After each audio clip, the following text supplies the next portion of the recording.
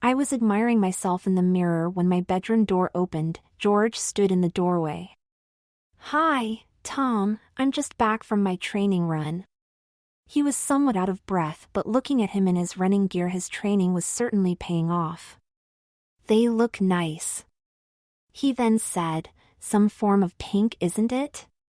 "It's called blush pink," I replied. "I bought them during lunchtime."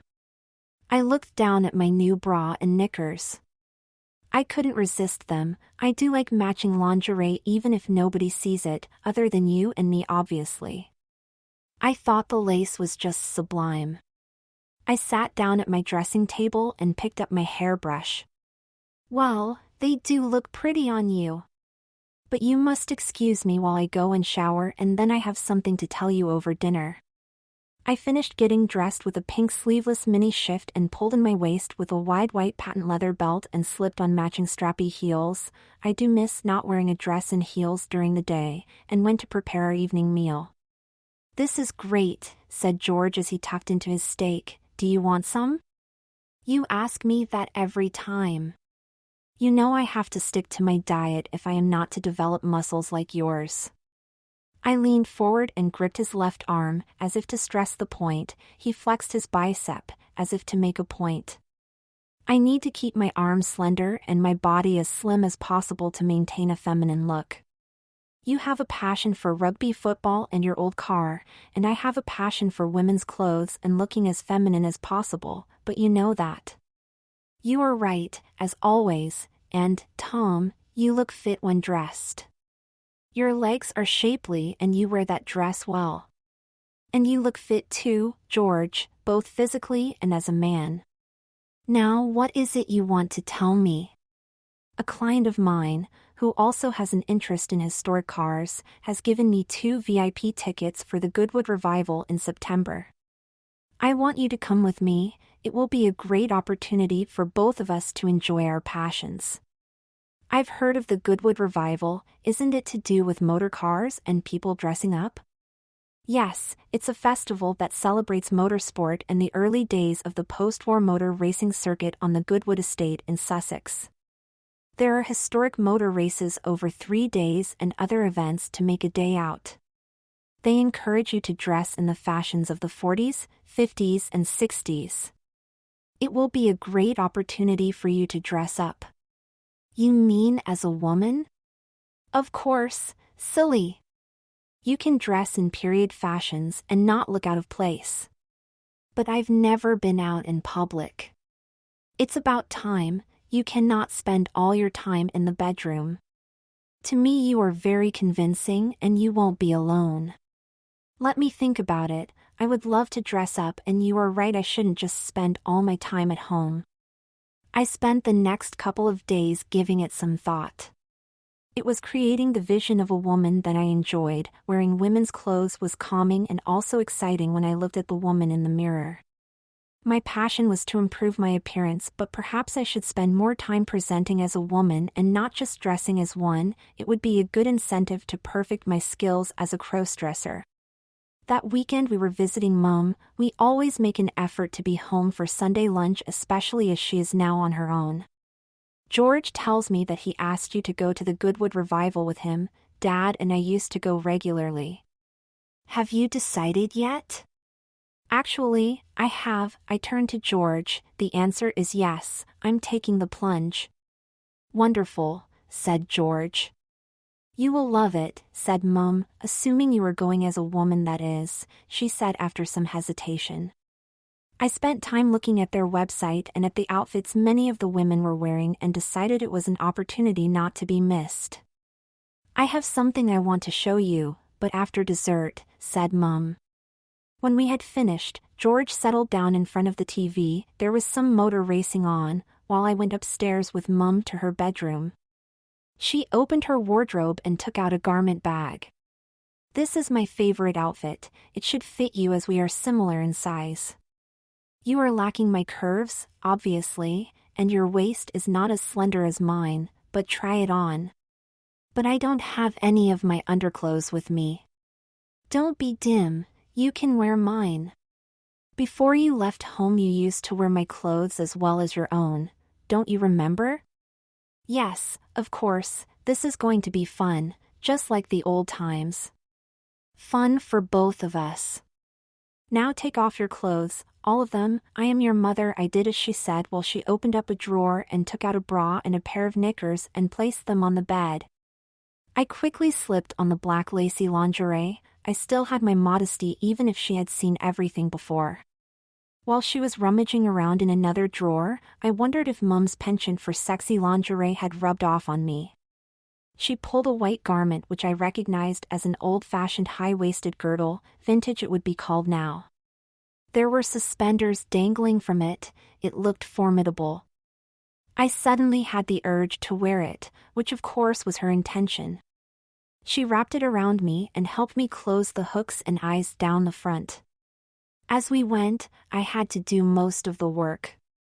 I felt the molding of my body and the flattening of my tummy. The unforgiving material and the vertical bones were so much more effective than the shapewear that I usually wore. I don't have any breast forms, but perhaps these will do. She handed me a number of pairs of rolled-up tights. I'm not surprised. It is not as if you need them. I stuffed the tights into the bra cups to create a passable pair of breasts. Perhaps you should get breasts of your own, dear, so much better than false ones, and you will enjoy them. I thought at first she was joking, but she sounded sincere. I would love to have breasts, Mum. I would look so more natural and I could wear more revealing clothes, but I do have to go to work and my bosses are rather traditional. I then caught my breath. Mum, I feel uncomfortable. I'm not sure how long I could hold out, and surely I'm going to rip the girdle. Nonsense, it was your grand's. It is what she and women before her wore to look trim in their outfits. I found it painful at first, but soon adjusted to it. I wore it under this outfit. She gestured to the garment bag, and enjoyed the experience and the look. I still wear it on special occasions. Besides, not only is it appropriate, you are going to need it. I looked in the mirror, my favorite part, and saw what Mum meant. You are right, Mum. Despite the discomfort, I'm looking better than ever before. I told you, dear. Now put these on. She handed me a pair of tan stockings, and make sure you get the seams straight. I had never used suspenders before, but I knew what to do. It took several attempts to get the heel and seams right. And now I had experienced a new sensation, the stretch of the suspenders and the stocking tops as I moved, almost as if they had a life of their own. Perhaps not as convenient as tights, but more sensual. Your grandmother would have worn a slip over the girdle, but I don't have one anymore. I suggest you add one to your shopping list. Get a full slip for the complete vintage experience. Yes, Mum. Mum had by now opened the garment bag and laid its contents on the bed. I bought this vintage-inspired skirt suit. It is timeless but has the silhouette of a 50s outfit. It is the accessories that will help define the period. You and George will make a perfect couple. What do you mean, a perfect couple? Well, George is going to wear Great Uncle Jack's RAF uniform. He was an officer, so Great Auntie Joan would have worn an outfit like this to accompany him to a special occasion. I picked up and pulled on the skirt. Mom, it doesn't fit. Let me have a look. She pulled at the waistband. About 2 inches, take it off. She then went over to the drawer where the girdle was kept and took out a waist cincher. You need more of an hourglass figure, let's try this. She wrapped it around my waist, already defined by the girdle, and started pulling tight on the laces. Breath in, dear. I did, and she pulled the cincher even tighter and I stopped breathing. Well, not really, but I was now just taking shallow breaths. That should do it. Now try the skirt again. I was now a perfect fit. I was just getting used to the girdle, but now this. I looked in the mirror and my heart skipped. But what a result! My figure has never looked so realistic. While the revival is not until September, you've got time to do something about it if you want more comfort. I was wearing a blue tapered pencil skirt fastened with a button at the back of the waistband. It felt soft, and the blue wool fabric had lighter flecks and a herringbone weave that gave it depth and texture. The skirt fell below my knees. "There is a long fantail at the back that will allow you to move with ease," said Mum, like getting in and out of a car. "Now try the jacket." The full-length sleeve jacket had an oversized collar with a short V-neck. The waist was nipped in with a slightly flared short peplum which emphasized my created hourglass figure. There were 3 buttons and a vent in the back to allow for movement. I fell in love with the suit when I looked at the woman in the mirror. You will probably wear the jacket in September, but in case it is too warm I suggest you wear a top underneath, or better still a blouse. I have a short-sleeve blouse in burgundy that will be perfect. It too has a vintage-inspired look. I can't help with shoes, I'm afraid. Well, you know I can't, as you stopped wearing mine when you were 15. I remember. I still have my first heels, the sandals you bought me for my 16th birthday. Sweet. I suggest you wear a pair with thicker heels so it will be easier to walk on grass, unless you wear flats, of course, which will be a shame with this skirt. I agree. I've only ever worn heels at home, but I'm game. I suggest you go for accessories in black. The color will go well with the blue, but it also means you can later mix and match with more contemporary outfits. For sustainability, it is important to reuse. I know, Mum, you forget it is I who told you. And I like black anyway. Just a minute, I think you are in luck. She dug out a hat box from the top of the wardrobe and took out a pillbox hat with a large bow on the side and a net veil, in black. Do you like this? It should suit you. That's the hat you wore to Aunt Rosa's wedding. I love it. Can I try it on? Of course, sit down. She quickly brushed my hair into more of a feminine style. Are you planning on getting your hair cut? Or are you letting it grow at long last? She positioned the hat on my head and held it in position with a couple of clips. After lockdown, I returned to the office before I got round to getting my hair cut. Surprisingly, given the partners' views, no one said anything, no snide remarks. So I've done nothing about it, except brush it neatly in a manly style. Well, if you continue to let it grow, I can set it for you for the revival. You and George can stay with us that weekend. We are not far from Goodwood, as you know. That will be great, Mum. I will look more natural. And I look forward to preparing for your first day out dressed. I think this hat suits me, don't you? It looks better on you than me. I would like you to have it. Now for more accessories to enhance your 50s look. I have some gloves that coordinate with the hat. A lady in the 50s would never go out without her hat and gloves. I'll sort them out for you next time.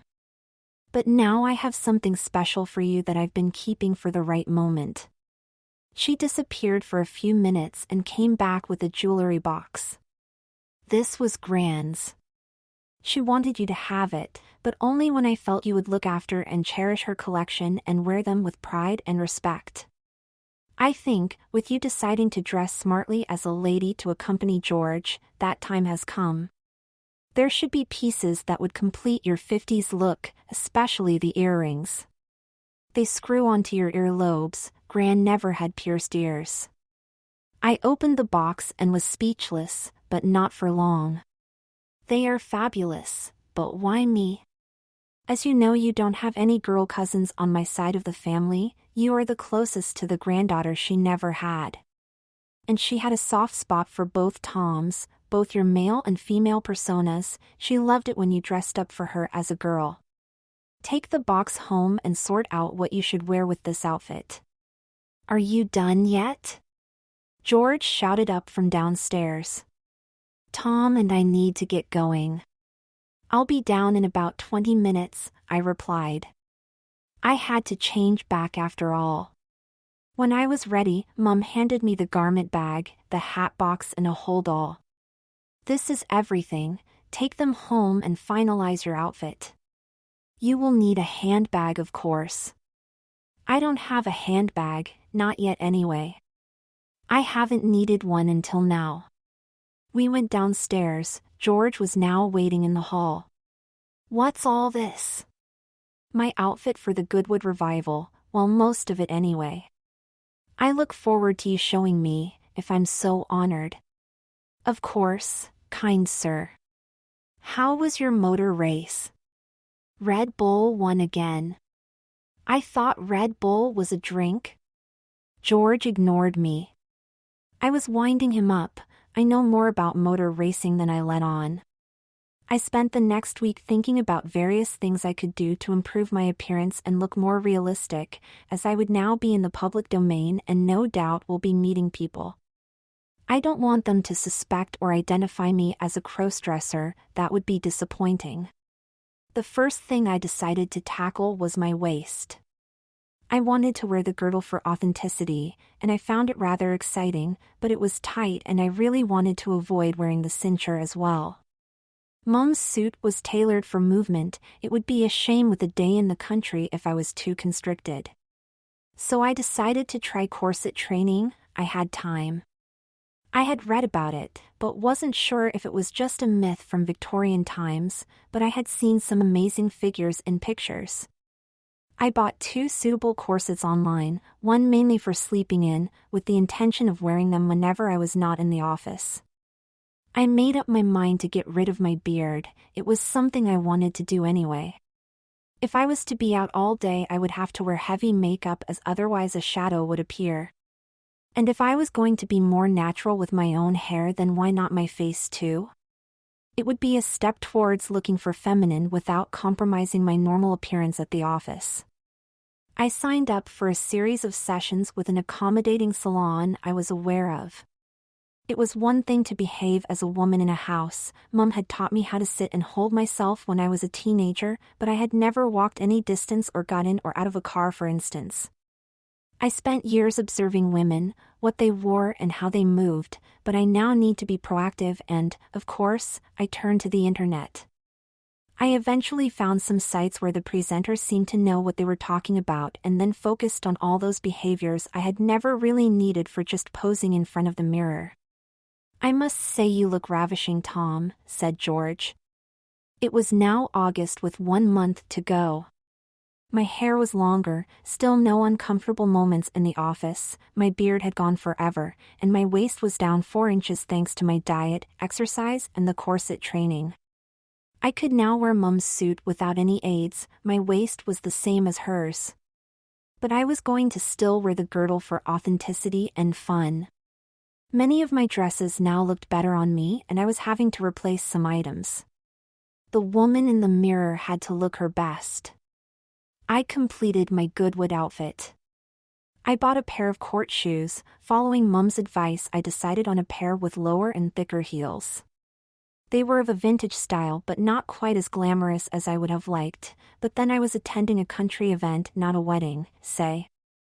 I found a matching vintage handbag and practiced carrying it over my arm. And I decided to emphasize my new hourglass figure by buying a thin black leather belt to wear over the jacket. I bought a set of vintage lingerie, a bra, full slip, French knickers and suspender belt. I didn't need the belt, I had the girdle, but something for the future. I bought a number of fashion tan nylon stockings.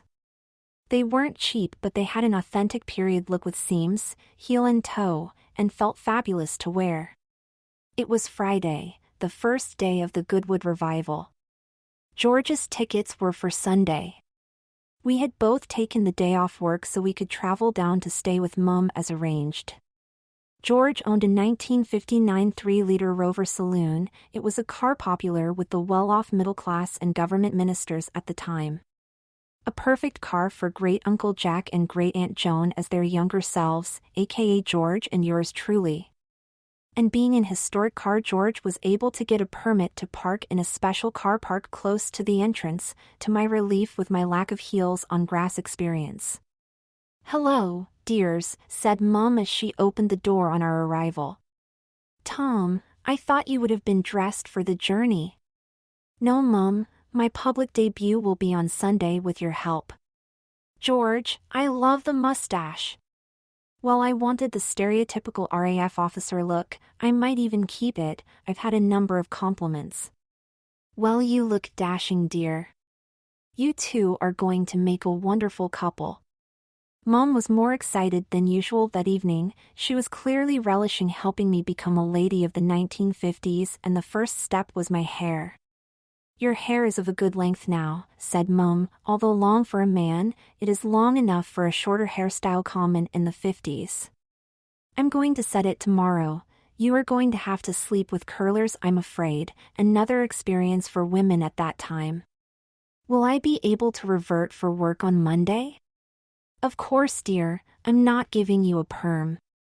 We had to get up early on Sunday to get ready and make our way to Goodwood. I had removed all traces of body hair before coming, and, of course, I no longer had to shave.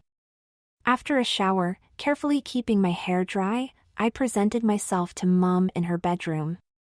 She had laid out everything I needed on the bed, but first she attended to my hair. As she removed the curlers, she said, "You are going to look like a Hollywood star, sophisticated and stylish." She had kept to my usual parting on the left and had sculptured perfect sideswept waves, creating a short but buoyant style showing much of my neck. "I can't believe what you have done. I look incredible. Too bad I couldn't be blonde. I wouldn't look out of place on a red carpet." I was just overwhelmed with what was truly my first women's hairstyle. I decided then and there not to cut my hair until I had no choice. "Maybe you should find a job where you can wear long blonde hair," she said jokingly but with a serious tone. She did my makeup. She had been looking at 50s makeup styles, as indeed I had, so I was willing to let her get on with it. She created a perfect look. She had applied foundation and powder. I was a little disappointed now that I had a good complexion, but that is what women wore in those days.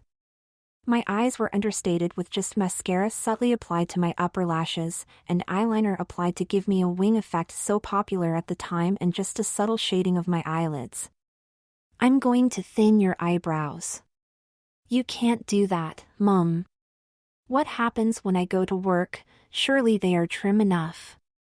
"Nonsense, Tom. You want to look your best, don't you? Besides, you already trim them and nobody notices. I'm just going to tidy them up a little for a classic look." She did, and my brows were more tapered and feminine. I liked it. Maybe I could use an eyebrow pencil to bring back my usual androgynous look. Finally, she applied red lipstick, matching my nails which I had done last night. "Tra-la," said Mom with delight. "You're a dead ringer for Grace Kelly." "Don't be a silly, Mom. I don't look anything like Grace Kelly, but you have done a wonderful job." Actually, I think I did look a bit like her. Mom had given me a classic look. I'm going to fall in love with this woman from 7 decades ago. I actually didn't really need Mom's help to get dressed, but she was insistent. I couldn't really refuse, and I did enjoy bonding with her. It was just like back in the day when I was a teenager getting ready for a family party. "You have done well," she said as she helped me with the girdle. "We are now the same size. You can wear my clothes again." "And you can wear mine," I replied as Mom was helping straighten the seams of my nylon stockings. Who would have thought a mother and son could share their wardrobes? I was dressed in my blouse and Mom's skirt. "Have you decided on wearing any jewelry?" "I've chosen these items from Grand's jewelry box." "What do you think?" "I've gone for a matching pearl necklace, bracelet and earrings, her gold watch and a brooch." "You have taste, Tom. But I'm not sure about rings." "I have had her wedding and engagement rings resized. Do you think I should wear them?" I like the idea of being taken as a married woman. "Of course, she would have told me if she didn't want you to have them. I think she would like it very much if they continued to adorn the hand of someone as beautiful and loving as you." "Aw, Mom, That's too much. I'm not beautiful, although I like to think I'm attractive, even if I say so myself. You do make a very attractive woman. At least your grandmother's rings may help to keep admirers away, she said as she adjusted my jewelry. Now for the hat and jacket. She perched the hat on my head at a small angle, fixing it with a hat pin, and pulled the net veil over part of my face. The hat went well with my new hairstyle. I stood up and slipped on and buttoned up the jacket. I put on my gloves, which of course covered my rings. I slipped my handbag over my arm and stepped back to admire the woman in the mirror. My heart flipped. Although I tried everything on before and had watched my transformation this morning, I just couldn't believe that I had become this elegantly dressed woman from the past. There is one more thing, said Mom as she took something out of a bag. When your Aunt Claire heard about you going to the Goodwood revival, she asked me to give you this. She handed me a brown fur stole. I can't wear that, I said, wishing I could. It's not vintage, it is faux fox fur. I wouldn't wear it too if it was real fur, though some say it is acceptable if it is vintage. Your great-aunt would probably have worn a complete fox pelt with head, tail and paws. I have seen pictures. It's amazing how fashions have changed. No way would I have worn one, but I can go for this, I said as Mom placed the stole over my shoulder. It felt great, and when I looked in the mirror I was very much a middle-class lady of the time, sans a grotesque pelt. Now let's go down and see what George thinks. He was waiting in the hall looking splendid in the uniform. Wow, you look gorgeous, Tom. Mom, you've done a wonderful job on him. Thank you, dear, said Mom before I had a chance to reply. You two go outside to the car, while I fetch my phone. I want a picture. After she had taken a number of pictures of us standing by the rover, she said, I want to show you something. She went inside and a few minutes later came out with a photo album. She opened it and pointed to a photo. This is your great-aunt Joan at the same age as you are now. It's me, I gasped. I looked so much like her. She was wearing an outfit just like mine, except I could see her stole was clearly a complete fox pelt.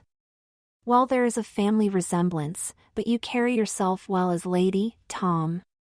The Goodwood Motor Racing Circuit is real and is situated in the south of England. The Goodwood Revival is an annual 3-day event. To help set the scene for this part, why don't you search for Goodwood Revival on the internet? On that note, I climbed into the car putting into practice what I had learned about getting and wearing a skirt, and we left for Goodwood. I didn't have to take my hat off. Perhaps they deliberately made Rover saloons with enough headroom for hats. As we left, I could see a tear in Mom's eye. I felt quite emotional too. It was my first time out dressed, and what an outfit and what an occasion. I had butterflies in my tummy. The car park was a mown grass field. I was glad I had taken Mom's advice and not worn stiletto heels. George came around and opened the door of his 1959 3-liter Rover saloon for me and offered me his hand. He was playing the part to the full, and I reciprocated with ladylike grace. I decided to play safe and took his arm as we walked to the entrance to the motor racing circuit. In the distance I could hear the roar of engines. When we got to a paved surface, I continued to hang on to George. It seemed the right thing to do. He looked immensely proud as I was of him, my flying officer. I have to admit I had been nervous. I had butterflies in my tummy during the drive down to Goodwood, but my look and outfit gave me confidence to get out of the car when we arrived. I am a very experienced and meticulous crossdresser after all, with an excellent mentor, my mum, and my doubts were more than offset by the excitement to be out in public dressed for the first time.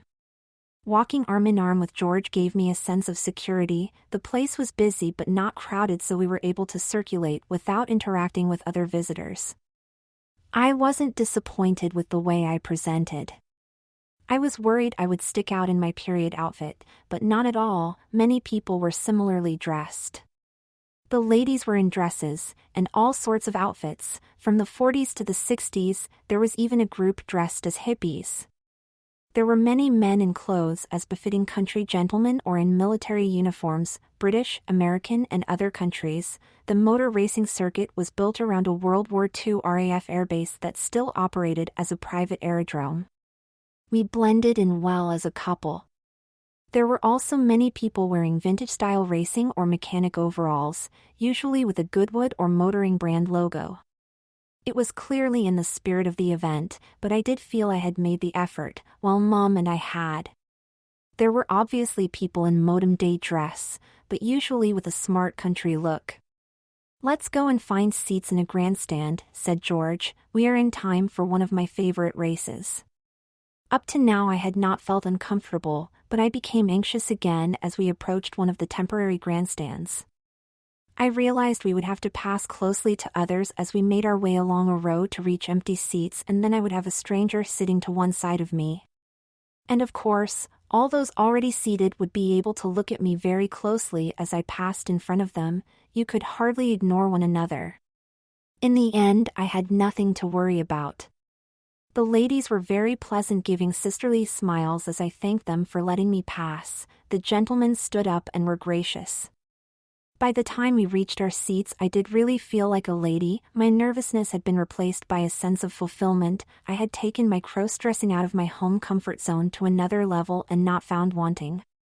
I smoothed my skirt as I sat down, placed my handbag on my lap, adjusted my stole and looked around. The woman sitting on the other side of me from George was wearing an early 60s style floral frock in primrose yellow with a pattern of large red and orange flowers and a wonderful wide-brimmed hat. She was about the same age as Mum. I identified with her as we were both nicely dressed in vintage outfits. "I love your hat, my dear," she said. "My mother used to have one just like it."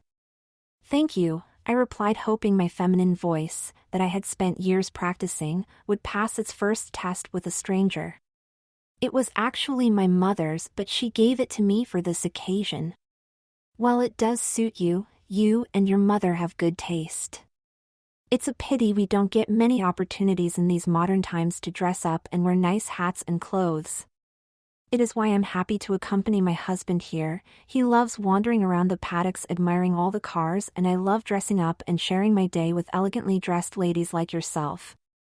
Well, that gave me a fillip to my self-esteem and a validation of all those years of effort in perfecting my cross-dressing with Mum's help and encouragement, and not forgetting George's.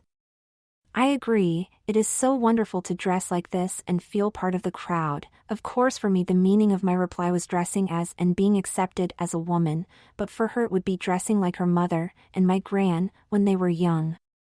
At that moment, various cars entered the track and came round to line up at the starting grid. I was amazed. It was not what I was expecting. "I hope you and your husband enjoy the day," she said as we settled down to watch the race. I was about to say that George wasn't my husband, but then stopped. Why not play the role of his wife? It is what people would be expecting, and if he could be my husband, he would be one I would be proud of. These cars are some of the earliest models from the 1920s that took part in the Le Mans 24 Hours, said the commentator through the PA system, including a Bentley 3-liter that took part in the original running of the race. "The cars are worth millions. Although these guys are driving for fun, they are in it to win it," added George. Although the cars may be nearly 100 years old, the drivers wore modern racing suits and helmets.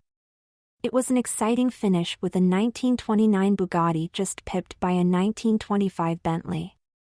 The race was not for 24 hours, obviously, but just over half an hour. I found the race fascinating. My passion is women's fashions, but I like historic cars as well. I just don't let on. "That was amazing, George. I thought you would like it, but we must go and meet our sponsor. His name is Conrad Eddington. He is the owner of the firm that advises my company on acquisitions. I told him you were an analyst and he was interested in meeting you." "What, dressed like this?" "Yes, of course. He was particularly interested when I let slip that you were a crossdresser." That is why he invited us today. Don't worry, Tom, nothing untoward is going to happen. By the way, he believes you are my wife. I didn't correct him. An amusing thought entered my mind. Is there anybody who doesn't believe George and I are married? Probably a good idea. I took his arm again and squeezed him close to me. Lucky I'm wearing Grant's wedding ring. I took off my glove to show him. But why did you tell him I was a crossdresser? It's supposed to be a family secret. You will understand later, and anyway, I wasn't being explicit, I just gave him the impression you were a closeted crossdresser. We are meeting him in the paddocks, let's go. As we were entering the paddocks, a photographer came up to us. Excuse me, I'm an official event photographer, may I take your picture? Yes, of course, said George. He didn't ask me, he was behaving like a 1950s husband. We went through various poses until he was satisfied. Thank you very much, he said with a genuine smile. Madam, I would be most grateful if you could be here at 4 o'clock, he showed me a pavilion on a map. We will be taking a group photograph of the best-dressed ladies here today, and I would like to invite you to join us. She will be delighted, we will be there, replied George. I was about to say no, but I was excited that he said yes on my behalf. The paddocks were bigger than I expected, with so many races with different types of cars it wasn't surprising. The surprising thing was people were allowed to mingle close up with the cars, drivers, and mechanics. Eventually George spotted Mr. Eddington next to a Jaguar. He was dressed in country tweeds and flat cap and was tall and clearly handsome. Hello, Conrad, said George as he shook hands with Mr. Eddington, this is Tom. I edged closer to George as he introduced me. Hello, Tom, said Mr. Eddington, nice to meet you. Likewise, Mr. Eddington, I replied in a soft voice. It was only the second time I have spoken to a stranger while dressed as a woman, even though in this case he believes I am a crossdresser. Conrad, please, as he stepped forward to brush my cheek with his lips. Yes, of course, I replied nervously as I wasn't expecting to greet me in such a way. All these new experiences for me as a woman in public. Is this your car? Asked George. Yes, it is a 1953 C-type. It has a specially tuned engine developing over 200 brake horsepower. It's a beautiful example of a 50s sports car. We are racing it this evening, we can talk about the car later as I have a table booked for lunch, but first some photos. Conrad called out. Lisa! A good-looking woman in her 20s wearing a 60s red dress with clearly a petticoat underneath, a red beret and red court shoes emerged from nowhere. Yes, Conrad. Can you take some photos of my guests with the car? Yes, of course. A mechanic, with Conrad's and George's help, pushed the car out into the open. It took some restraint on my part not to help. I'm a man after all, and that's what men do. George and I stood beside the car with me holding him by the arm. I was nervous, but thinking I should get used to having my picture taken. This is the second time today with more to come. Conrad then joined us and offered his arm. I now was standing between two handsome gentlemen smiling at the camera. George then pulled away and left me with Conrad. Conrad then stepped away. Lisa, take some pictures of Tom on her own with the car. He then turned to me, Tom, would you like to drape yourself across the car just like a model? Conrad had asked me, but it sounded more like a command. I then started working hard. Lisa had me pose in all sorts of ways. I have to admit, once I had overcome my hesitation, I was loving the glamour and attention. Here I was, dressed as a young woman from the 1950s, being photographed with an Ioniq car from the same era. It was during the session that I realized that Lisa was not all she appeared to be. I wondered if she was a crossdresser or trans. She was very good, and I don't think anyone would have noticed who was not familiar with subtle telltale signs. Maybe she has read me, just in case I must try harder if I am going to do this again. Lisa showed Conrad some of the pictures she had taken. Wonderful, he remarked. Tom, may I have your permission to use some of these pictures on our website? Of course, I replied.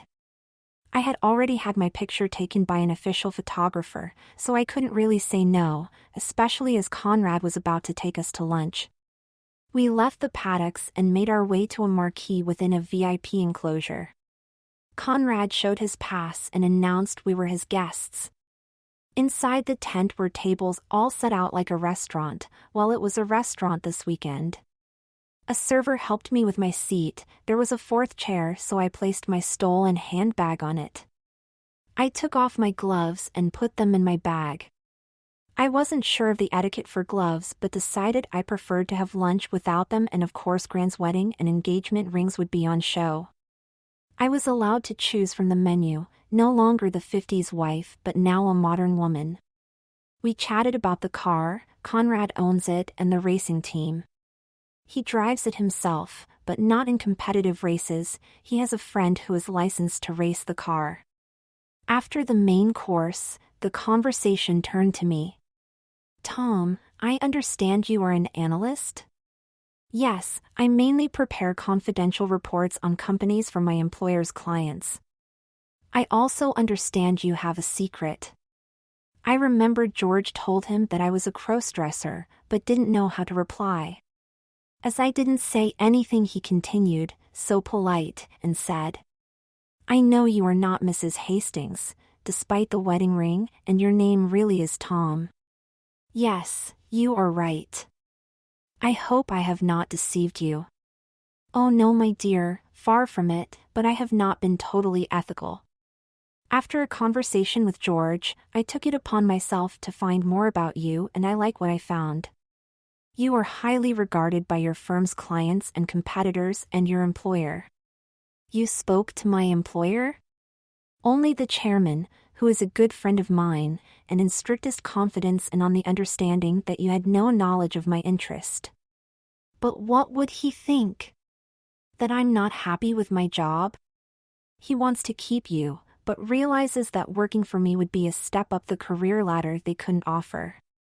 So I would like to offer you a position as my senior advisor, but there is a condition which I will come to later. Are you interested?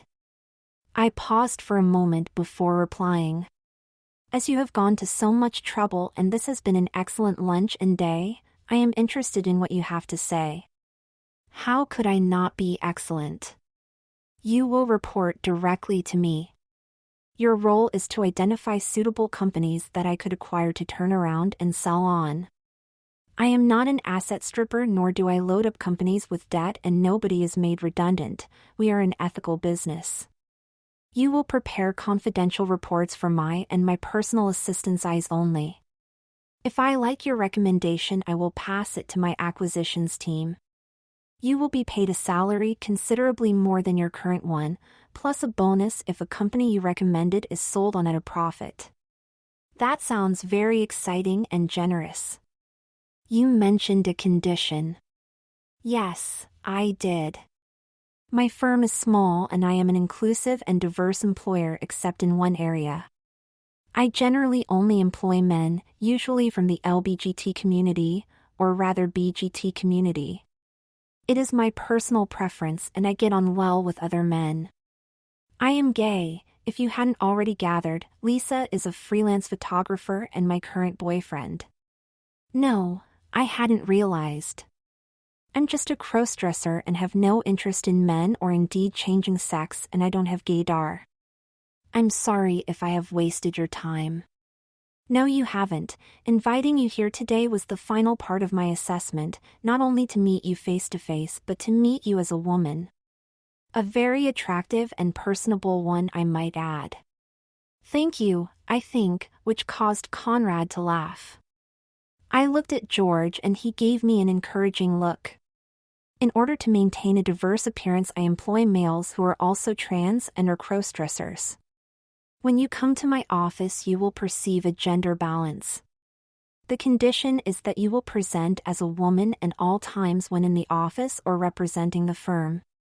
I think this is something you will want to do, be a full-time crossdresser. I looked at George with a mixture of love and hate, love that he had my best interests at heart and hate, well not really, for upsetting my life's routine and putting me in this position. I then made a decision. I am willing to consider your offer, but I want to wait until Monday before I let you know. Of course, you wouldn't be a good analyst if you decided now, he laughed. There is one more thing you need to know. You will be on probation for 3 months, mainly for you to ensure you are comfortable with your new position. During this time you will be known as Mrs. Hastings, or Miss or MS if you prefer. You can carry on being Tom, but I will need a conventional female first name for the record. When the 3 months are up and you decide to stay, you will officially change your declared gender and adopt a female name. All your records and documents are to be as a woman, to stand up to any scrutiny. This is non-negotiable. You must officially be a woman. Does that mean I have to become a woman? Have gender reassignment surgery? Oh no, whatever is under your skirt is up to you. You can remain a man as long as you are officially a woman and present as one. If you leave my employment, you can always revert. That's a lot to think about. I then wondered what the time was. I must get a watch, and looked across at George's. I'm sorry, but you need to excuse me. I've been invited for a group photograph of well-dressed women at 4 and it's nearly that now. I would like to stay and watch your race. I hope your team does well. If I don't see you later, thank you for the invitation, the wonderful lunch and for your kind offer. It's been a pleasure, said Conrad as he and George stood up. Conrad came round and helped me out of my seat. Here is my card with my private mobile number. I opened up my bag and slipped the card in. I placed my stole around my shoulders and took George's arm. I felt unsteady. It had been a lot to take in. Goodbye, Conrad. I'll be in touch on Monday. George and I turned and left the marquee. I looked back and saw Conrad smiling. He gave me a wave and I waved back. The group photo went well. I forgot all about not being a woman and just enjoyed being one of a group of ladies with their diverse range of period outfits. I was proud of my outfit. It was just perfect and I received a number of compliments including for my hair. When we had finished, I turned to George and said, "Do you mind if we leave early? I want to go home and talk to Mom." We sat in silence for most of the journey. I was deep in thought. As George drove the Rover onto the drive, Mom came running out. "You're early. Is everything all right?" "Nothing could be better," I replied. "Can you make some tea, Mom? I've something I want to talk to you and George about." "Of course, go into the sitting room and I'll join you in about 10 minutes. I took off my stole, hat, jacket, gloves and shoes and settled down on the sofa, so much but I enjoyed the ritual. George sat down beside me. For some reason he remained in full uniform. He just took off his cap. Mom came into the room with a tray with a pot of tea and a plate of her homemade scones. Of course she would. It was her specialty and she had taught me to make them when I first started to dress as a girl at home, a mother-daughter bonding, she said. I've never thought of myself as her daughter, I'm her son, but I did enjoy those special moments. Scones were now my speciality too. I told her about the day, about us being approached by an official photographer and being invited for the Best Dressed Women photo shoot. "I know, dear, the group photo and one of you and George have been posted on the Goodwood Revival website. You look fabulous. I'm so proud that I sent the link to Aunt Claire. She wants you to have the stole. She said you wore it well." I then said that they weren't only photos and told her of the promotional photos with the classic Jaguar. "Perhaps you can change your career and become a model, Tom," she said. That gave me a way in. Talking about my career, I've had an extraordinary job offer. It was the reason we were invited to the Goodwood Revival, but with life-changing strings attached. I told her all about Conrad's offer. "Well, I think the only question is what name you are going to adopt." What do you mean, Mum? While this job is a major boost to your career, you would be foolish not to accept. The salary and bonuses are to die for, and you will have a lot of freedom to do what you want to do. But what about having to dress as a woman? You've been dressing as a girl at home since you were 12. It is still your passion, and it's all you do when you get home. You try to create the perfect look. That's not fair. You do create the perfect look. And I'm very happy.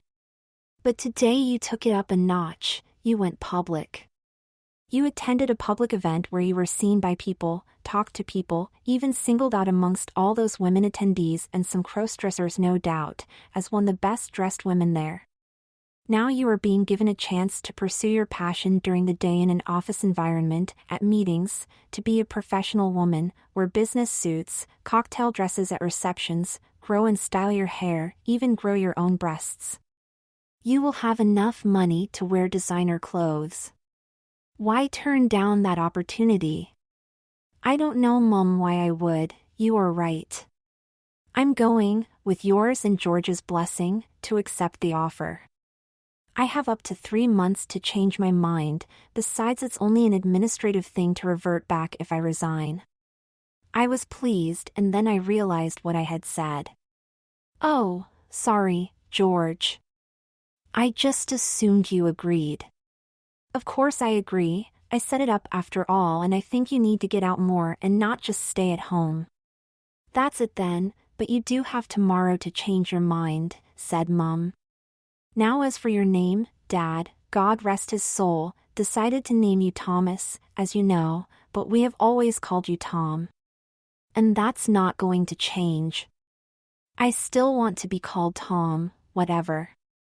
I agree, the female form of Thomas is Thomasina, a pretty name but rather archaic, but did you know that Tamsin is a contraction for Thomasina, and as Tom is short for Thomas, it can be short for Tamsin as well. So officially you can be Tamsin Hastings. I rather like you being Mrs. Tamsin Hastings. It means you are spoken for, but you carry on being called Tom, or Tamsin if you prefer. Mom looked pleased with herself. I like that, so Mrs. Tamsin Tom Hastings it is. Now let's get you back to normality, although you soon will have a new normal, so you can go to work tomorrow and hand in your notice. I'll help you change. After today, I had decided it was time to cut my hair again, and indeed my nails, which I had allowed to grow, but I decided not to, well, at least until I knew if I needed to go to an office as a man again. However, I did wash out the hairstyle Mum and set for me. Turning up at the office with those wonderful curves would have been too much, even to just hand in my notice. It wasn't until the afternoon on Monday before I could ring Conrad. Conrad Eddington, he answered. Hello, Conrad, this is Tom, Mrs. Hastings. Hi, Tom, how are you? I hope you have good news for me. I've spoken to my employer this morning and handed in my notice. I hope your job offer is still open. Of course it is. When can you start? Beginning of November. I should have everything wrapped during October, and then I'm taking my outstanding leave to get ready. Excellent. I look forward to seeing you on the 1st. Have you decided on a name for the records? Yes, Mrs. Tamsin Hastings, but I still want to be Tom. There isn't a dress code, per se. You don't have to wear heels or a skirt, but I expect you to dress to reflect your position and income. And you will find there is a friendly rivalry among the female staff. I could hear the inverted commas in his voice. Welcome to the firm. I worked off my notice and had my leaving due. I gave the impression that I was taking a sabbatical. Only the owner of the firm who Conrad had originally approached knew where I was going. I now had to prepare for only my second venture out dressed, a venture that would now be daily. There was little in my existing wardrobe suitable to meet my new daytime needs, and I had to sort out an outfit I could wear to visit a hairdresser. After my experience at the Goodwood Revival, I was reasonably confident I could pass, although I know I have a lot to learn. I needed a handbag, my one and only bag I thought wasn't really suitable, being vintage, especially for shopping, so I bought a tote bag. I went for a large black textured leather from Saint Laurent. It has a detachable pouch, which I thought would be handy, and a YSL charm which I thought was not very subtle, so I removed it. It would be perfect for practicality and the right image for when I start my new position. I intended to wear stilettos to the office, of course I would, it was what Conrad would be expecting and I don't want to be outshone by his cross-dressing colleagues. I had been wearing heels ever since I was a teenager, but only tottering around the house until Goodwood, that is. So I decided to buy a pair of stilettos with 3-inch heels to practice street walking, if you would excuse the expression. For the office I had my eye on a pair of 4-inch Louboutins, if everything went well. I was late coming to Red Sols, the thought of wearing them has always given me a thrill, and if my feminine persona wanted a pair then she will have her wish, I love her too much to say no. I did have a suitable day dress I could wear out, it was a long-sleeve dress with a long full skirt in navy blue with a small white floral pattern, but I didn't have a coat or jacket and it was now autumn. So before I could go out, to move on to the next stage of my life, I needed something to keep off the chill. After some browsing I found an interesting biker jacket in soft black leather with no unnecessary zips. When I got it home I found it fitted me perfectly. Over the years I had developed an eye for buying clothes without trying them on first, but soon I was going to be able to try them in the store. Monday morning and I was now on leave and the first morning of my new life, albeit on a trial basis. I had done my nails, I had allowed them to grow for the Goodwood revival and of course I didn't trim them as planned. I did my makeup, just a light touch now as I had no beard. I hadn't thought that that discreet step towards feminization would have been so foresight, my preparation for the revival had proved fortuitous. I put on the navy blue dress over a full slip, the dress looked good with my narrower waist, slipped on the practice heels, put in my new bag my first guess of the essentials, and not so essentials, I thought I might need. Tied my hair into a ponytail, it's long enough now, slipped on my new jacket and headed off for my first hairdressing appointment. Opening the door set off a buzzer as I entered the hairdressing salon. "Good morning, madam," said a young girl, "can I help you?" "Yes," I replied. "I have an appointment with Sharon." "Your name please, Mrs. Hastings." Answering seemed natural. "Yes, Mrs. Hastings, please take a seat. Sharon is just seeing off her last appointment." A few minutes later, a well-coiffured woman of about my age approached me. "Mrs. Hastings?" "Yes," I replied with a smile. "May I call you Tamsin?" "Yes, of course, but I prefer Tom." "That's unusual, Tom, if you don't mind me saying so." It was what my mom called me when I was young and it has stuck. Well, that was the first test of using Tom with a stranger, not even a glimpse of a suspicion. "What can I do for you today?" she said as the young girl took my jacket and helped me into a gown and then showed me to a station. I straightened out the skirt of my dress, sat down and put my bag on the counter. I suppose that is where I'm expected to put it. I'm starting a new job next week and would like a new style. I used to have shorter hair but let it grow during the pandemic, so you are more or less starting from scratch. I then reached for my phone and showed her one of revival photos, one where I was draped over Conrad's Jaguar. "I know I'm wearing a hat, but I would like a contemporary take on the style." I had been thinking about what style to wear, but I'm very much taken with what Mum had done. "I can do that. I can set it so that the waves are less curly and would sit on your shoulders with a similar parting but with more body to the crown. You look fabulous, by the way. Is that your husband's car?" "No, it belongs to my new boss." "Lucky him, lucky you. Can I suggest something?" "Yes, of course. You would have looked even more fabulous as a blonde, say, just like Marilyn Monroe." It took me all of 3 nanoseconds to decide. I'm a professional woman and I need to look as if I know what I'm talking about, so as long as I don't look like a ditzy blonde, go for it. Men can be so chauvinistic when it comes to beautiful women. But don't worry, you will be the epitome of brains and beauty. Of course, my boss and the men in the office will accept me for who I am, but it was the clients that I was thinking of. It seemed like hours before the big reveal and I was taken aback. Sharon had done a wonderful job. I shook my head in delight and the waves sitting just above my shoulder bounced deliciously. It had a style that would look good in the office and my new public life and equally at home with a new favored 50s style. I couldn't wait to show George tonight. As I left the salon, I was too excited to have lunch, as I had originally planned, but headed off to a shop I had discovered that sold vintage and retro-style clothes. I rummaged through the racks and found what I was looking for. "Can I try this on?" I asked the bored assistant. "Yes, of course," she replied, pointing to a curtained cubicle. This is my first time trying on a dress before buying. I was so glad I decided to wear a slip.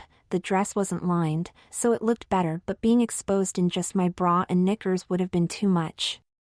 The slip hid the risk of detecting that my breasts weren't real and I had an unfortunate bulge, however much under control. I stepped into the dress, pulled it up and put my arms through the capped sleeves. I felt the bodice tighten against my body as I pulled up the zip. It was over the moon. It was a perfect fit.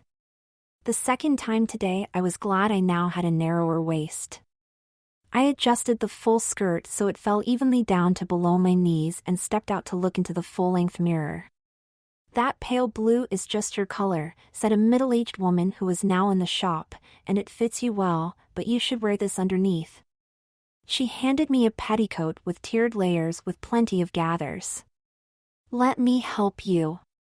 She went down and lifted the skirt. I stepped into the offered petticoat and she pulled it up over my slip until the waistband settled on my waist. She adjusted my skirt. "Viola!" The woman in the mirror had the look I wanted. The petticoat certainly filled out the skirt wonderfully. "I'll take it," I said without much further thought. "The petticoat too. You should wear a girdle with this dress, to give you a proper shape." "I have one, thank you." "Good old Mum," she insisted I kept it. "You never know when you might need it," she said. "Good, with proper underpinnings you will look the perfect wife." That was the intention. Tonight I was going to take on the role of a traditional 50s housewife welcoming her husband home from the office. As I was on leave, I had decided to cook tonight's meal and I had time to indulge in this new aspect of my passion, fired off by my experience with the revival. I paid for my purchases by waving my phone anonymously over the payment pad. I supposed I should sort out accounts in my new name, and headed off home. It was when I was in the back of the taxi that I realized that I had been speaking normally. I have naturally soft dulcet tones and perhaps I've been getting away with it, given my look, but somebody is going to notice the mismatch or be confused about my gender, especially if I keep to Tom. This pretending to be a woman in business has many ramifications, but I'm so happy with my new experiences and that I'm out of the closet, as they say. I am really excited about working dressed and the opportunities it gives me to perfect my appearance, I thought as I gently played with my new curls. I heard George come through the front door and I quickly grabbed the tray I had prepared with his favorite single malt and headed for the hall. "Hello, darling," I said as I came in. He looked startled. I've never called him darling before, but then neither have I greeted him coming home wearing a dress before. He quickly catoned on. "Hello, dearest," he replied, playing along, and giving me a quick peck on my cheek. "Dinner is almost ready," I said, taking his jacket and case as he took the whiskey glass from the tray. "Go and sit down." I had already laid the table in the dining room, uncorked the wine and had arranged some flowers as a centerpiece. The food was cooked, so I brought the dishes to the dining room. I poked my head through the sitting room door and called out, "Dinner's on the table." George rose and headed for the kitchen. "In the dining room, silly." He grinned and changed direction. I let him serve himself before I took small portions for myself. Not only was I wearing the girdle, but I now needed to maintain my lovely waist. Well, this is a nice surprise, Tom. Only for this week. It will be back to normal when I start the new job next week. But seeing that you took me to the revival and I discovered the feminine delights of dressing 50s style, I thought I would be a stereotypical housewife for a few days. I love the dress. I haven't seen it before. It suits you. Anything else? Oh, you have had your hair done and you're now a blonde. Sorry, I thought it was a wig. I liked what Mum had done to my hair, so I decided on a more contemporary version. This is the new me. Oh, and I bought this dress especially for you, dear. I stressed dear. Really? For me, I assume for me to look and not to wear, he chuckled. Yes and no. I wanted to do something special. If it wasn't for you, I wouldn't be working for Conrad. I've fallen in love with my 50s persona and I really like this look.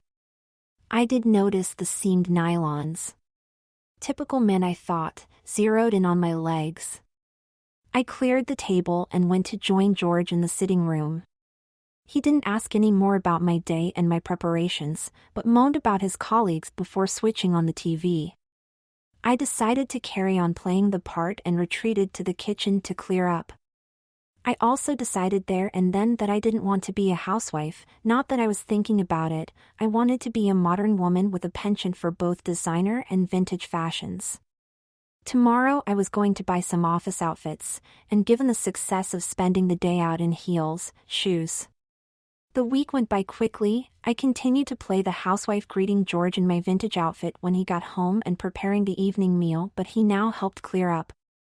As usual, we went to see Mom on Sunday. It was the first time I went home en femme. I could hardly sport my new hair while wearing my normal clothes, which anyway, were now all packed away for the time being. She was more excited than I was. When we got back from Mom's, George gave me a present. Oh, you shouldn't have, I said. I unwrapped it expecting it to be something for me to wear or take to the office, but I lifted out a nightdress. It was very feminine, not very modern, something a man would buy. It was sheer black chiffon, floor length, gathered under the bust with a small red bow with capped sleeves.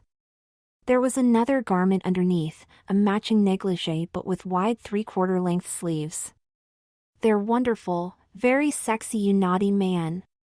As I was dressed, I gave him her sisterly kiss on the cheek. Well, okay, the wrong type of kiss according to the script for my role play as a housewife, but my male persona would not even have done that. Well, I thought if you were going to spend all day at work dressed as a woman, come home in the evening and presumably carry on with your passion, you might as well go full-time and sleep in a nightdress too. I was so taken with his thoughtfulness I gave him a hug, sisterly or brotherly, you decide. I went to bed that night wearing his nightdress, to mark the dawn of a new stage in my life. My leave ended, as did the fun I was getting playing the role of a housewife, and it was the morning of my first day at Conrad Eddington Associates. I got up early, as you would expect me to, and I'm sure you want to know what I have chosen to wear. It is something seasonal and suitable for the office and my new position, and, no, it wasn't from the 50s, but something on trend. It was a dress that covered up my lack of physical feminine characteristics from the Emporio Armani label. I hope Conrad will be pleased. I certainly was, and it projected the image I wanted to present. It was a black long-sleeved above-the-knee sheath dress with decorative asymmetric belt that accentuated the side draping on the front of the dress. The stretch fabric created a structured, comfortable fit. It adapted to my slim hips and waist with a concealed back zip. It was understated and elegant according to the website, and I concur. I thought it was too early for me to drive en femme, so George dropped me off on his way to his office. As I entered the reception, a young man behind a desk looked up as I clacked across the polished wooden floor. He gave me a wonderful smile and welcomed me. Good morning, madam. Welcome to Conrad Eddington Associates. How may I help you? I'm Tom Hastings. I'm starting work here today. Ah, yes, Mrs. Hastings, we are expecting you. May I call you Tom or do you prefer Tamsin? Tom, please. And you are? I'm Nicholas Kowalski. Everyone calls me Nikki, to rhyme with Kowalski. I'm the receptionist and gopher. Hi, Nikki, nice to meet you. I thought gophers had more fancy titles now, like executive facilitator. Nice to meet you too, Tom. I like gopher, it's an honest description, but officially I'm just the receptionist. Have a seat, Mrs. Potts, Conrad's assistant, Pepper, will be with you shortly. It wasn't long before I heard the clacking of heels. A tall, slim and attractive woman had entered the reception. You must be Tamsin, welcome to CA. I'm Cindy Potts, Conrad's personal assistant. He is on a call, but won't be long. This way please. I followed her up a flight of stairs. She was wearing a black pinstripe suit with an above-the-knee pencil skirt and a short-fitted jacket with sheer black tights and patent leather black court shoes with slender 4-inch heels. And I detected a delightful scent. She wore her red hair up. We entered an open space with 2 desks. She sat behind one of them and offered me the visitor's chair, the other desk was vacant. Can I get you tea or coffee? No, thanks. To be frank, I was a little nervous and just didn't want to cause a fuss. If you change your mind, just let me know. May I ask? Your receptionist called you Pepper, but you said you were Cindy Potts. What should I call you? She laughed and leaned forward. It was then that I saw cleavage formed from firm young breasts and the lacy edge of black bra peeping out from the V-neck of her jacket. Cindy, please. Pepper is an affectionate nickname that some of the junior staff call me. I'm quite flattered, really. You mean like Pepper Potts? I looked at her and she did bear a passing resemblance to Gwyneth Paltrow's character in the Marvel films. Yes, that's right, and being the boss's personal assistant and his CEO in all but name, they made the connection to Tony Stark's assistant, and I do dress like her. I have to ask, is Cindy Potts your real name? Yes and no, I'm officially Cindy Potts, but my real name is John Potts. For a moment I was taken aback. I thought she was a woman. I had forgotten about Conrad's under-the-counter recruitment policy. As we are going to work together, you should also know that I'm married. Your husband is a lucky man. It seemed the right thing to say, and I wouldn't mind her being my wife. My wife, you mean? And we have 2 lovely girls, twins aged 8. She works part-time so she can spend time with our kids. But... I started to say but stopped before I made a fool of myself. I have breasts, I think you were going to say. Yes, I do. I have been on hormone therapy for some time now, these are my own. Perhaps I should start at the beginning. I think my story might be of interest to you. I don't want to pry, I've asked you too many personal questions already. Many of us here are not who we seem. You will get used to it. I was Conrad's first employee and I was fresh out of secretarial college. As the business was taking off, he needed someone to help run his office. I applied and got the job. He liked the idea of appointing a young man as a secretary, going against the norm. At the time I didn't know he was gay with a predilection for cross-dressed boys, and I don't think he knew I was a cross-dresser. It was not long after that I started going out with Laura. I was out one evening dressed as Cindy with a group of like-minded friends when Laura and I spotted each other. She recognized me despite only ever seeing me as John. She had been on the same course as me, 1 year below. She seemed delighted and spent the rest of the evening with me. She told me that she had always fancied me, that she was bi but preferred lesbian lovemaking, and seeing me dressed as a girl fascinated her. We fell in love. Most of the time we behaved as 2 women. We eventually got married, as a traditional bride and groom, and consummated our marriage. She felt it was the right occasion to make love as a man and woman. 9 months later she gave birth to our daughters. But surely, looking at you, you don't take the traditional role as a father. You are right, our daughters have 2 mothers. I have always been Cindy at home.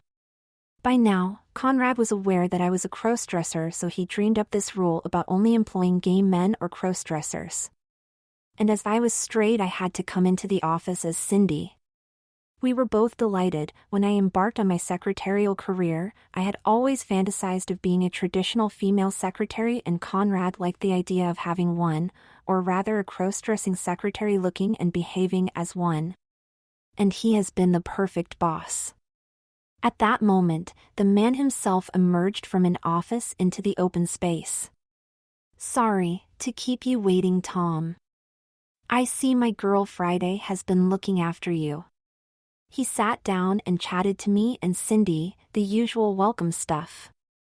Let me show you to your desk. He stood up and led me towards the vacant desk, but then onto a second office door. This is your office. I hope you like it. I was taken back. It was furnished in a very contemporary style with a pair of sofas. There was a vase of fresh flowers on a cabinet. This is mine? Yes, of course. Your role in this firm is very important, so you have your own space next to mine. But what about the empty desk? That's Nikki's. He is being promoted from receptionist and gopher to being your researcher and gopher. He will be up shortly to help you settle in. By the way, your office dress is spot on. Keep it up. I spent the rest of the day meeting my new colleagues, familiarizing myself with the office and getting on with my first assignment. By the end of the day, my feet were in agony, but my pride and pleasure of being a smart, fashionable businesswoman more than made up for it. I'm sticking to Louboutins. So how is your new job? Asked George when I came in through the front door. Exciting, I replied. My attire was spot on. I'm wearing Armani for the time being. It will be my signature look. I mean, how was your day? I thought I wouldn't survive wearing 4-inch heels all day, but I did. I'm so proud of myself. I have my own private bathroom, so I can keep my appearance flawless throughout the day. And I've made a new friend, Cindy Potts. She's Conrad's right-hand man. Have you met her? Yes, she usually sits in on meetings. She knows the business inside out. She is very smart, brains and beauty. Well, the most amazing thing is that she is like me. She is married to a woman and has kids, and she has breasts. She was showing a very demure cleavage.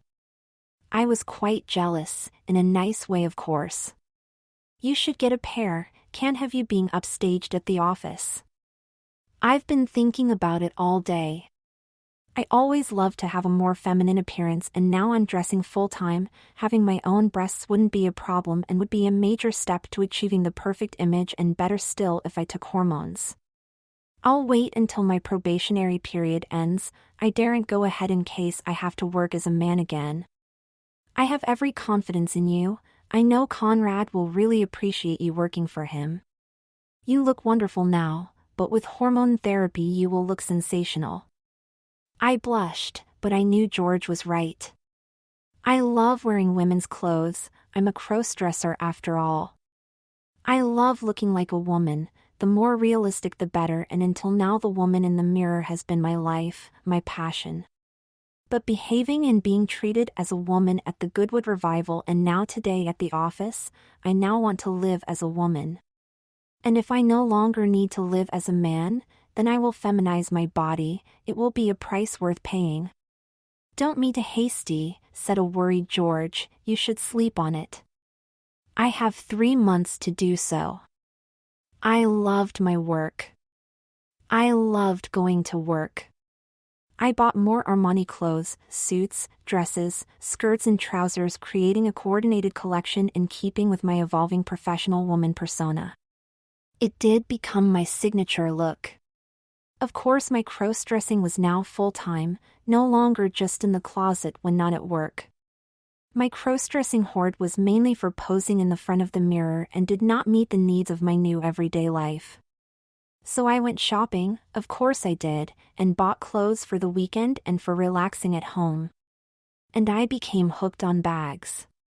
Up to now I had only a couple. I hadn't realized as a working girl I wanted to carry so many things and how useful handbags really were. I bought quite a few for all sorts of occasions and styles, both big and small. Cindy suggested I got my ears pierced, so I did. It was 3 months to the day I started with CA when Conrad called me into his office.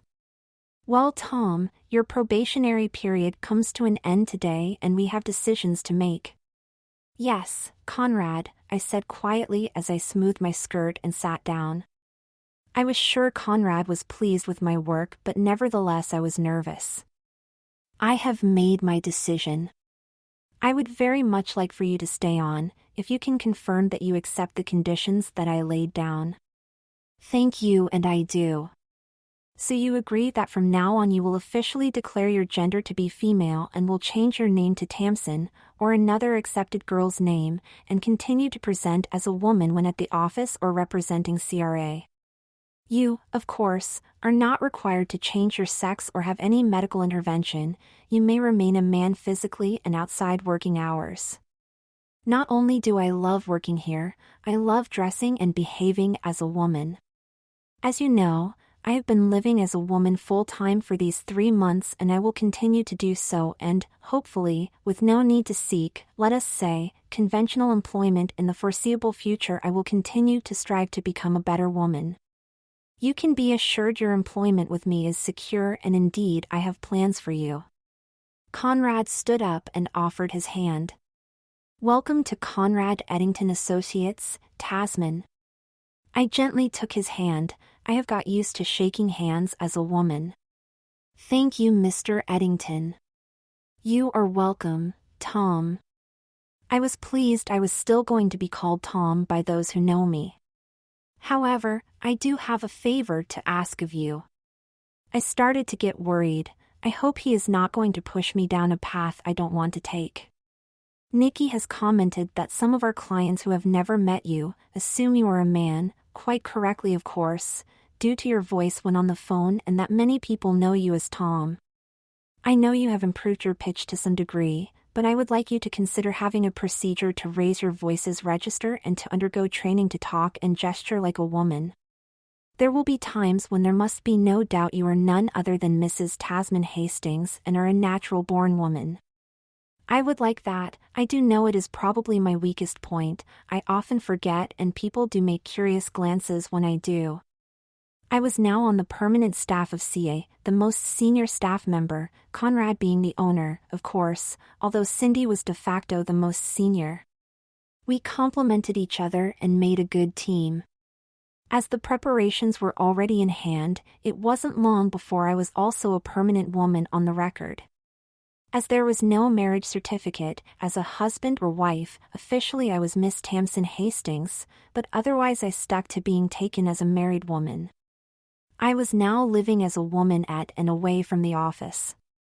Cindy arranged for a speech therapist. She knew about these things. I kept my nails at a fashionable length and my hair was well on its way to my shoulders. There was just one more thing I wanted to do to complete my feminization, reassignment surgery not being something I yearned for or even thought about. George and I went home to see Mum regularly, and of course, it had been months since I went home dressed as a man. Mum was quite used to having a daughter now, and this Sunday was no exception. "Hello, dear, I must say this new life suits you. You look so radiant," said Mum. "I've never felt better. Taking the job with its conditions has been the best decision of my life," I replied. "No regrets?" asked Mum.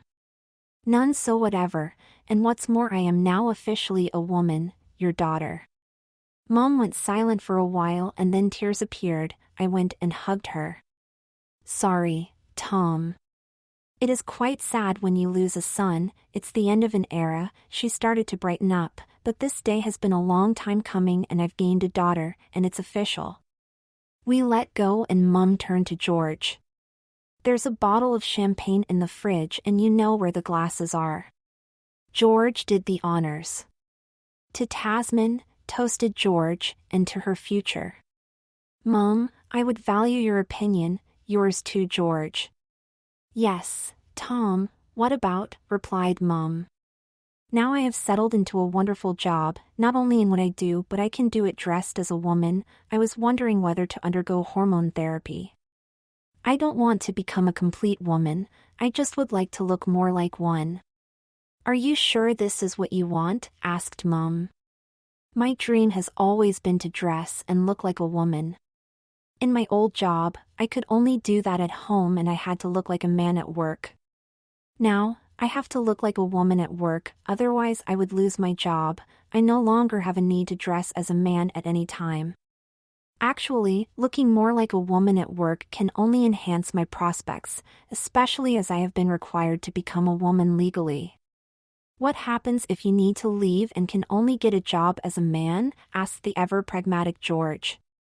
I'll cross that bridge when I come to it, but if I was a woman for all intents and purposes I wouldn't see that as a problem. It would mean that you would never have children, said Mum, obviously wondering if she would ever become a grandmother, although George will no doubt settle down and raise a family one day. I accept that. I've never dreamed of having a family, but I could always have some sperm frozen just in case, I replied, and there is always George to keep the family line going. You've never shown any interest in girls, or in boys for that matter, said Mum, and you don't socialize outside work. I've never had any interests, other than crossdressing and making myself the perfect woman. That is what I love, I am who I love. I am to some extent narcissistic as far as my female persona is concerned. I have always worried about you not socializing and spending all your time in your room, said Mum. Well, to be myself I no longer have to stay in the closet, I now live my life as a woman. Hormones will feminize my appearance so that I can take it to the next level. Will you want to have the operation next? No, I just want to have better looking skin and my own breasts and a more curvy shape so I can wear more revealing clothes, as well as reduce the risk of being discovered. Conrad is keen that I'm only ever taken as a woman. Cindy, his personal assistant who more or less runs the firm, is a man and has had hormone treatment, and she comes over as a very attractive woman and is incidentally married with 2 kids. It is seeing her at the office that has encouraged me. George poured out the rest of the champagne and we sipped in thoughtful silence. I had already decided what I was going to do. I had had long chats with Cindy, but I wanted Mum's and my brother's approval. Tom, you have my blessing, said Mum after a while. However, there is something. I want you to socialize more. You need to get out more, not just work. Look how much you enjoyed yourself at the Goodwood Revival. I know that you love to dress as a woman. Give it meaning and share your joy with others, including your old mom. The following week I saw a specialist recommended by Cindy and started my hormone therapy. I also took up Mum's advice and started to socialize and get out more. Instead of just visiting Mum, George and I would take her out for lunch. I also started socializing with colleagues, joining them in the pub after work. I felt comfortable because the people I was with knew me. My speech therapy was progressing well and early signs of feminization were showing, although I knew it would take some time. I was very happy with my life. I became more involved in the business, not just analysis of possible acquisitions but in dealing with the acquisition and management of the firms, and this meant endless meetings, usually accompanying Conrad. Many of them were outside my crumbling comfort zone, but I was getting to know and work closely with people who didn't know my secret. Tom, said Conrad as he poked his head into my office, Mr. Hutchinson has agreed final terms to sell us his company and wants to meet to sign the papers. He particularly asked for you to be present. You worked hard on this project and you deserve to be there. We will need to travel up to London and stay overnight, and no doubt Mr. Hutchinson will insist on us dining with him. I would like that, Conrad. When is it? Next Tuesday. I'll drive and Cindy will book the hotel. I was quite excited. Despite Mum's encouragement, this will be the first time I would have socialized outside, let me say, with someone who didn't know me. I will have to get a new dress for the evening, obviously. I will ask Mum to come shopping with me. She is keen on mother and daughter outings, making up for lost time she calls it. We decided to make a day out of it and head up to London. We spent most of the morning after we arrived just looking around at the various shops and boutiques in Knightsbridge. We had lunch at Harvey Nichols. It wasn't quite the experience we had hoped for, just too many tourists.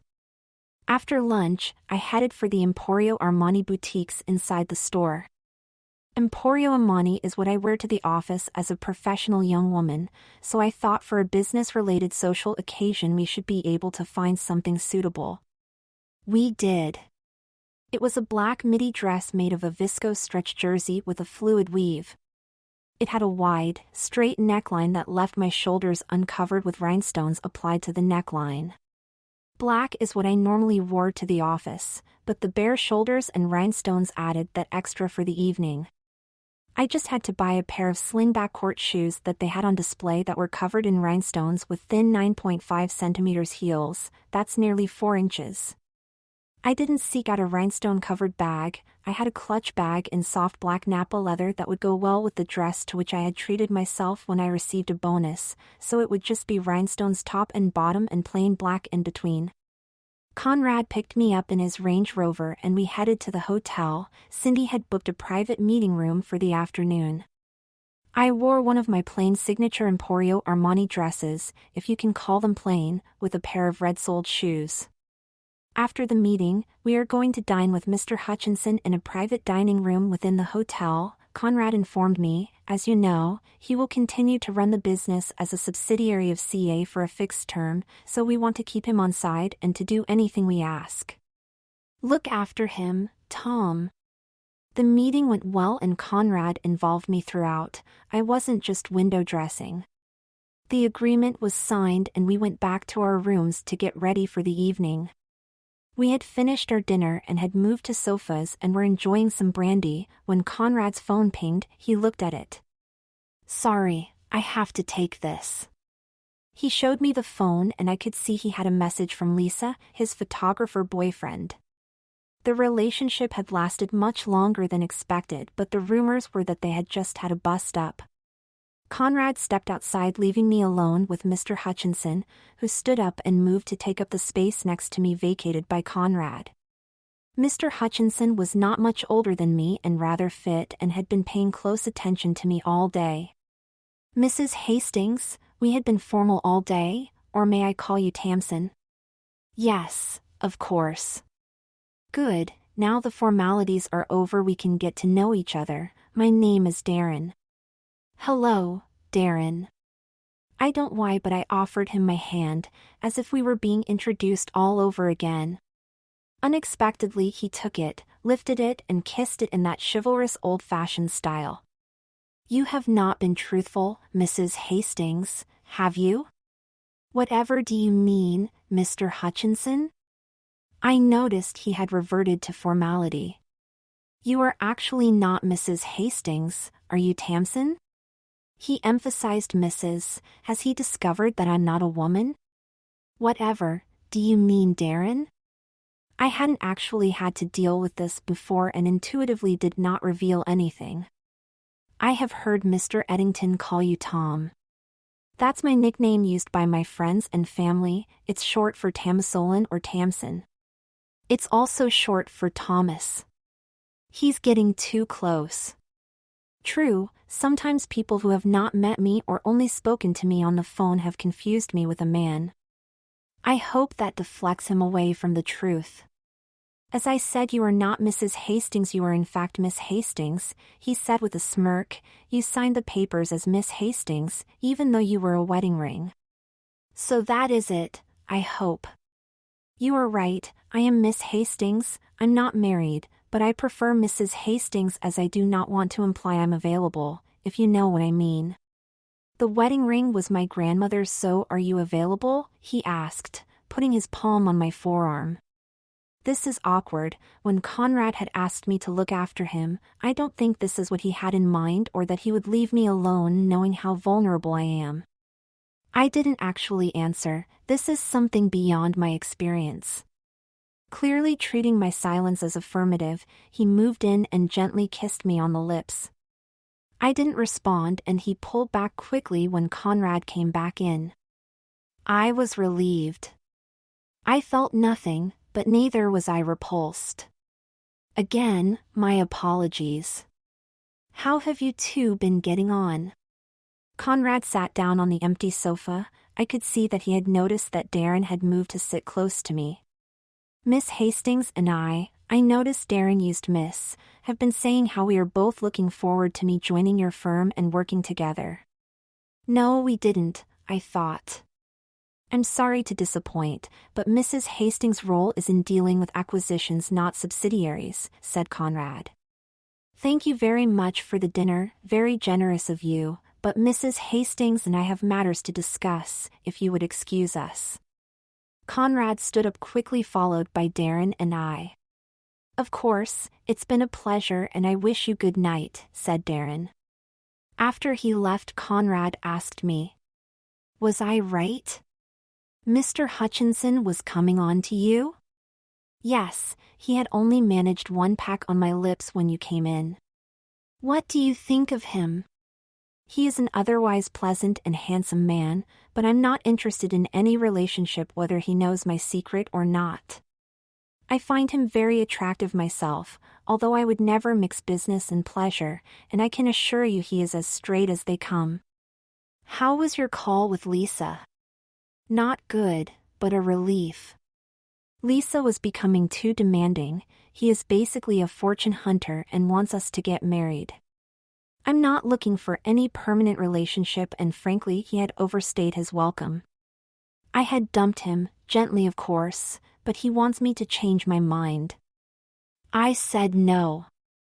Oh, I am sorry, I said, genuinely. I had only met Lisa once at the Goodwood Revival and he was very pretty in that vintage red dress. Thanks, but I'm not.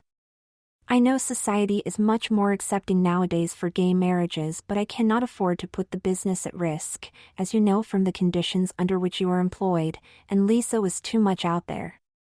Anyway, enough of our would-be lovers. There is something I want to discuss with you. But first, would you like a nightcap? Yes, if you don't mind. Good, I suggest you come to my room in about a half hour. I'll be there. I will have time to change. Just a few minutes late, I knocked on Conrad's hotel room door. He had taken the opportunity to change into a sweatshirt and jeans, and there I was, worried about being underdressed in a long woolly jumper and leggings. There was no need to show off my emerging curves to Conrad. Come in, Tom, he said on opening the door.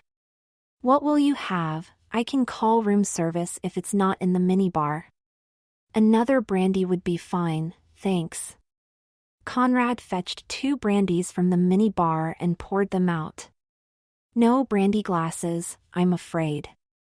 I'll drink out of anything, I said as a joke. Tom, I am very pleased with your performance. I would say you are my second best employee. After Cindy, I said, that is a true compliment. Cindy is number 1. The business would stop operating without her. There must be something about you crossdressers, and nobody has an inkling that you are both not women. You have met my conditions. As far as the authorities and society are concerned, you are a woman and your voice is now pitch perfect. Thank you. The number of people who know I'm a biological male can be counted on one hand, as far as I know, of course. And you are also taking steps to feminize your body, something I could not expect or demand, but I am very pleased. Now what I wanted to discuss with you concerns the future of the firm, me and you. Conrad paused. I'm planning to take a step back from managing the firm. Surely not, you have plenty of years left. Not as many as I would like. I'm older than I look and I want to spend time focusing on my motor racing team. I want to take a more active part before it's too late, and I need time to gain experience and obtain my own license to race. The firm will be left in capable hands and I will remain the owner. I started to worry, perhaps I should halt my feminization in case I need to seek a new position as a man. I will still oversee the running of the firm and act as a consultant, mainly from my private office at home. I'm going to appoint you formally as one of 2 new partners, the other being Cindy. Although the firm trades as Conrad Eddington Associates, there has never been any partners or indeed associates. I couldn't believe it. This was totally unexpected. I don't know what to say, thank you of course, and I'll do my best to live up to your expectations. You have exceeded my expectations in all fields. You are an attractive, personable, and feminine young woman and a loyal and hard-working employee with an abundance of expertise and initiative. If I was going to give you any advice, here we go. I knew it was too good to be true, then I think you need to get out more, and I don't mean with the Darren Hutchinsons of the world. I suppose I do need to spread my wings a little, but I am happy with my work and in improving my crossdressing. I don't see much need for improvement. You are almost the perfect woman in looks, behavior, and presentation. Almost? Thanks, that means a lot to me. One more thing I wanted to discuss with you tonight. I have decided to provide corporate hospitality at the next Goodwood Revival. I'm thinking of setting up a marquee where we can entertain a select list of invitees and other attendees who may have an interest in us. I want you and Cindy to make all the arrangements and for you to be the hostess over all 3 days. We will be racing the Jaguar D-Type again, so the list of invitees will include friends of the race team, and the theme for the marquee and your outfits should be the 1950s to tie in with the car. I will also be booking a table for dinner on Saturday night. It will be smart casual. The following day, Cindy and I had our first meeting about the Goodwood Revival event. First of all, we will need new dresses, said Cindy. Obviously, I replied. But not the same style. Obviously, and high heels. Obviously. Therefore, the hospitality area will need a hard floor, not grass. Obviously. And we will need hats, gloves, and handbags. Obviously. We will need to have our hair done in 50s styles. Obviously. I think that is about everything we need to discuss. I'll prepare meeting notes and include all other arrangements. We did actually spend a lot of time discussing the arrangements during the days leading up to the Goodwood Revival, and we co-opted Nikki onto our project team and engaged a specialist event contractor to provide the marquee and services including catering. Cindy and I tried to persuade Nikki to join in and wear a dress, but he declined. It wasn't a condition of his employment, he said. I thought about wearing Mum's 50s style suit again. I just loved it, and I was chosen for a group photo of the best dressed ladies last year, but I thought if I was going to be a hostess for the firm's hospitality area, I needed something more dressy.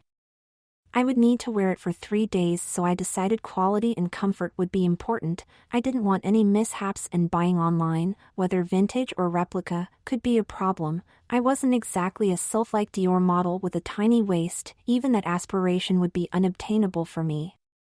Besides, with my increased compensation, that's what they called my salary now I was a partner, I could afford to indulge my passion to the full, and 3 days elegantly dressed and working for Conrad is nigh on perfect.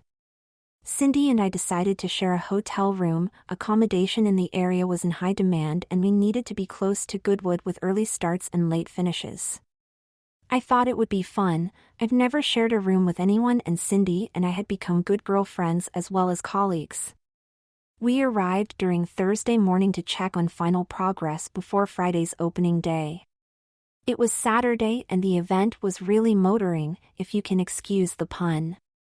A World War II Spitfire had just flown overhead, having taken off from the airfield inside the motor racing circuit, when Conrad came up to me. Tom, I would like you to accompany me as I want to introduce you to various people, not just those we have invited to the hospitality tent. Cindy and Nikki can look after our guests. Of course, let me get my gloves and bag. As we left the hospitality tent, Conrad offered me his arm. I met lots of people, some just friends or acquaintances of Conrad, some business contacts, and some involved in the racing. There was certainly a camaraderie amongst the race teams. I got the impression I was not just being introduced as one of CA's new partners but also as Conrad's companion. I wondered if those who knew he was gay assumed I was too, especially as Lisa wasn't here this year. I was always introduced as Tamsin or Mrs. Hastings. We were going to have dinner on Saturday night in one of the local country pubs. They are now virtually restaurants. Conrad was picking me up from our hotel, but apparently Cindy was not included. I was ready when Conrad called to say he was waiting outside the hotel. This is a time when I really shouldn't be fashionably late, not that it is a habit of mine. Conrad was standing by the passenger door. How unusually thoughtful of his McLaren. I had worn a tight skirt, but had left on my suspenders on from my daytime 50s outfit. He helped me get in, and I don't think I had a wardrobe malfunction or flashed my stocking tops. We drove for about a quarter of an hour along country roads until we turned into a pub car park. There were a number of classic and supercars, not surprising as we weren't that far from Goodwood. We entered the restaurant section of the pub. "Good evening, do you have a reservation?"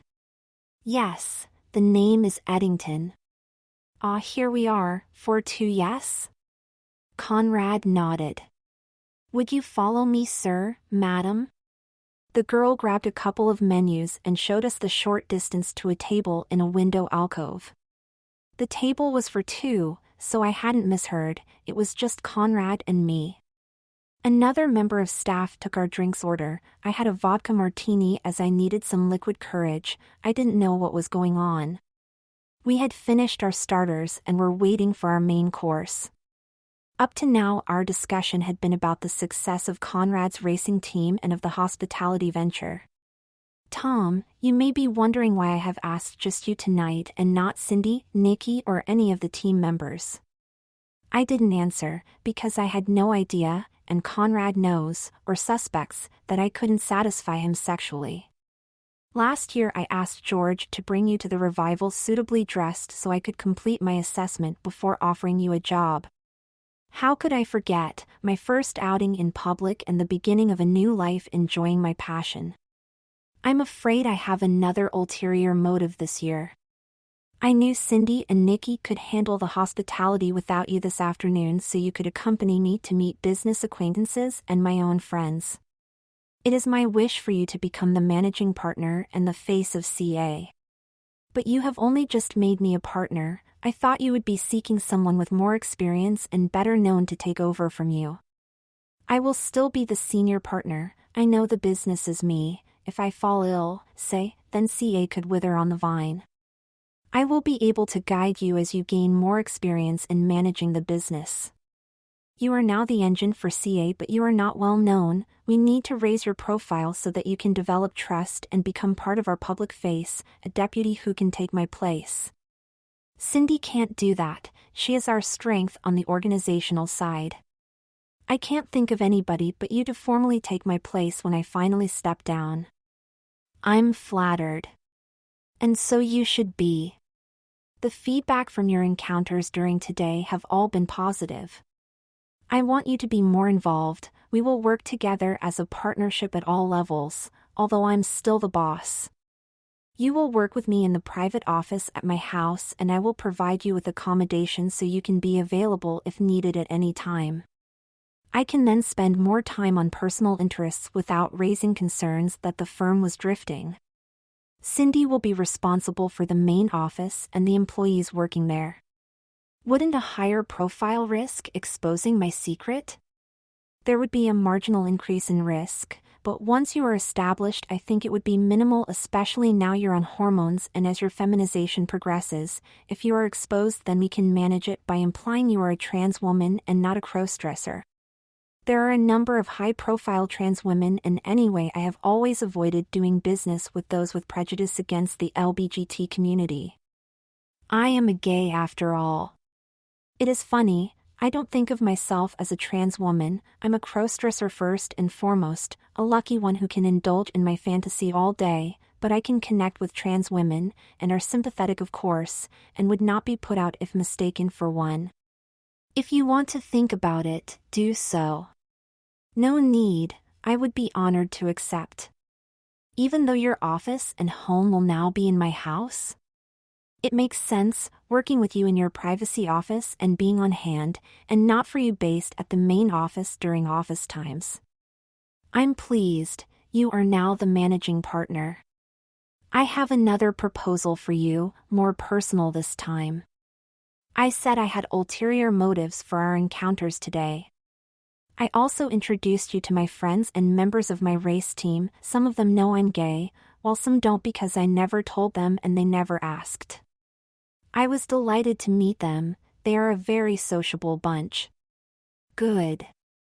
I'm pleased because if you accept what I am also about to propose, you will need to meet them socially. I have a proposition for you, but hear me out. There are conditions and all may not be as it seems, but first I have some personal questions, which of course you are not obliged to answer. I don't think I've got anything to hide from you. You are one of only a handful of people who know who I really am. Do you have a life outside the office and your family? Not really. I can have a pleasurable life without the need to go out. I don't have any interest in romance, or indeed sex. I just love being a crossdresser, and with the opportunity to work in an environment where I'm accepted and can be fashionably dressed is all I can ask for. So you are not interested in men or women? No more than as close friends, and since I've been on hormone therapy, even less so. The changes in my body and mind are far more rewarding. If I had to tick a box, then I would be heterosexual. I don't find men attractive, present company accepted. I do find women attractive, but more because I want to be like them. So you find me attractive? Conrad laughed. Honestly? Yes, of course, we are good friends now. Not in a sexual way. To me you're not unattractive. I don't want to kiss you, but I'm proud to take your arm and to be your friend. Right answer, you will be surprised to hear, Tom. Anyway, I would like to offer you the opportunity to be more than my managing partner, but to become my partner. I was now confused. Was Conrad asking me to marry him after I said I had no romantic interest? I don't understand. I'm not gay. Well, I am.